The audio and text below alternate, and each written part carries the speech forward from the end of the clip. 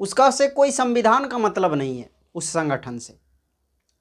वो संगठन जिसमें तथाकथित लोग का एकाधिकार है, वह संगठन जिसे प्रधानमंत्री खुद सुरक्षा प्रदान करती है। कोई ऐसा संगठन नहीं है जिसको सुरक्षा देश करता हो और देश के सेना को भेजा जाता हो सुरक्षा के लिए, जिसके अभी मुख्य जो मुखिया जो हैं वो मोहन भागवत। और मोहन भागवत के डर से, आरएसएस संघ के डर से मोदी जी की रूह तक कांपती है। ये बात कहूं तो कोई गलत बात नहीं है, क्योंकि पिछले आज के दिन मतलब पिछले 15 अगस्त का तो नाम लिया ही गया आरएसएस का कि 100 साल हो गया है, बहुत बड़ा योगदान रहा देश में, देश के साथ आरएसएस का। लेकिन ऐसा कोई योगदान नहीं।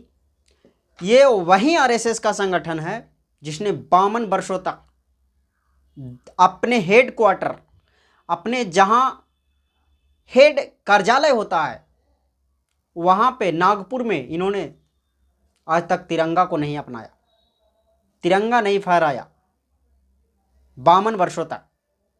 अब जाकर के फहराया है काफ़ी आवाज़ उठने के बाद, लेकिन देश 1947 ईस्वी में आज़ाद हुआ और फहराया अब गया।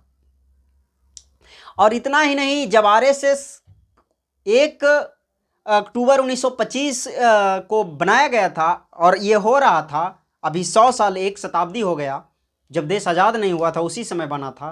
अब 100 साल होने के उपलक्ष्य में सरकार ने क्या किया, क्योंकि सरकार अब ऐसा लग रहा है कि सरकार को आरएसएस चला रहा है, इसमें कोई दो राय नहीं है और ना कोई इशू है, क्योंकि अब आरएसएस का सिक्का में नाम होगा। आरएसएस के जो सिपाही हैं वो सिक्का में होंगे, डाक टिकट भी आरएसएस के नाम पर।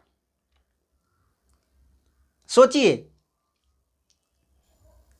खुदीराम बोस, भगत सिंह, तमाम जो अपने देश के लिए जान की न्यौछावर कर दिया, उनका तस्वीर होना चाहिए था, लेकिन ऐसा नहीं हो रहा है। तस्वीर किनका है? आरएसएस का, जिसने तिरंगा को ही स्वीकार नहीं किया, अस्वीकार किया 52 सालों तक उनका। अगर ये बातें बहुजन संगठन के लोग उठाते हैं तो क्या बहुजन संगठन भी मान्यवर साहब कांशीराम ने बनाया था, बामसेफ या DS4, अब बहुत सारी, अभी भीम आर्मी जो भारत का बहुजन का सबसे बड़ा संगठन है, जो हर राज्य में है, देश से बाहर तक भी इसका भी नाम है, जो कम समय में ज़्यादा लोकप्रियता हासिल किया है। चंद्रशेखर आज़ाद जी ने, जो टाइम मैगजीन अमेरिका के 100 उभरते नेताओं में चंद्रशेखर आज़ाद जी ने भीम आर्मी के संस्थापक का भी नाम आता है।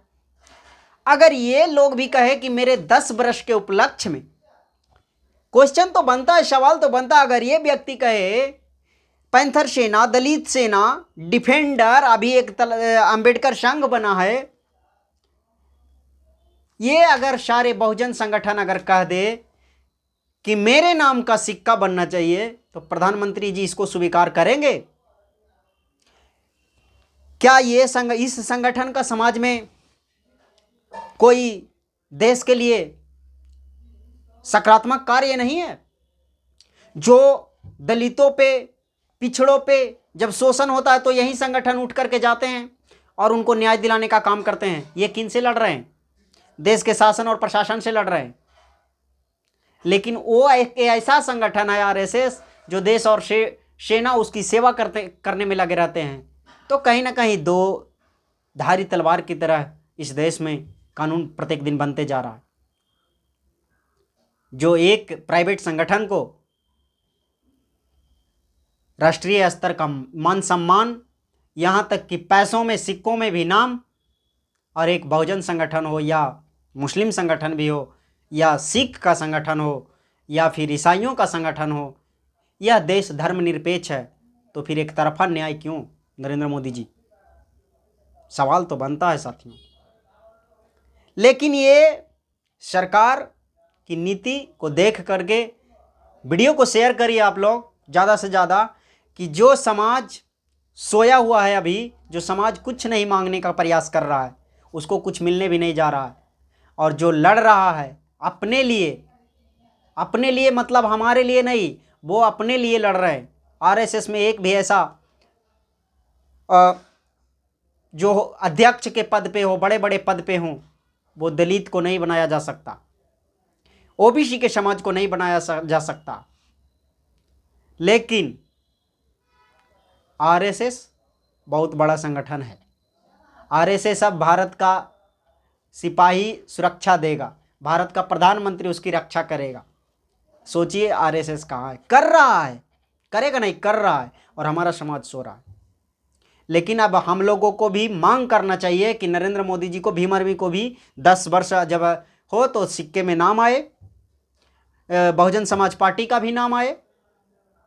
क्यों नहीं? इतनी बड़े बाम सेफ जो साहब कांसीराम, दलित DS4 का भी नाम आए सिक्कों में, डाक टिकट में बने, उसके भी नाम से बने। लेकिन ऐसा नहीं होगा, क्योंकि हमारे समाज के लोग लड़ने के लिए तैयार नहीं, हमारे लोग संघर्ष करने के लिए तैयार नहीं। यहाँ तक कि हमारे नेताओं को गोलियों से भूना जाता, हमारे नेताओं को गोलियों के ऊपर मारा जा रहा है, हत्या कर दी जाती है। जो आवाज़ निकालते हैं, जो संगठन बनाते हैं, उनकी हत्या कर दी जाती है। तमाम संघर्ष करने के बावजूद भी छोटे छोटे नेताओं की, गांव से लेकर के शहर तक की, उन पे हमले किए जा रहे हैं। आप देख लो, भीम आर्मी के जो मुखिया हैं, जो राष्ट्रीय अध्यक्ष हैं, उनके ऊपर भी गोली चल चुका है, कई बार जानलेवा हमला हो चुका है। लेकिन भीम आर्मी के संगठन को अब जाकर के सुरक्षा मिला, सांसद बन जाने के 1 महीना पहले, सोचिए। लेकिन एक ऐसा संगठन आरएसएस, जिसका सरकार का कोई अंग नहीं, सरकार से कोई लेना देना नहीं, संविधान से कोई लेना देना नहीं, यहाँ तक कि राष्ट्रीय झंडे से कोई लेना देना नहीं, उस संगठन का सिक्का में नाम। आप लोग वीडियो को शेयर कीजिए, प्रतिक्रिया दीजिए कि क्या ये मोदी सरकार आरएसएस के इशारे पे चल रही है? क्या बीजेपी ही आरएसएस है, आरएसएस ही बीजेपी है? अपना प्रतिक्रिया कमेंट बॉक्स में दीजिए। जय भीम, जय संविधान, और जागरूक बनिए और लोगों को जगाने का काम करिए। जय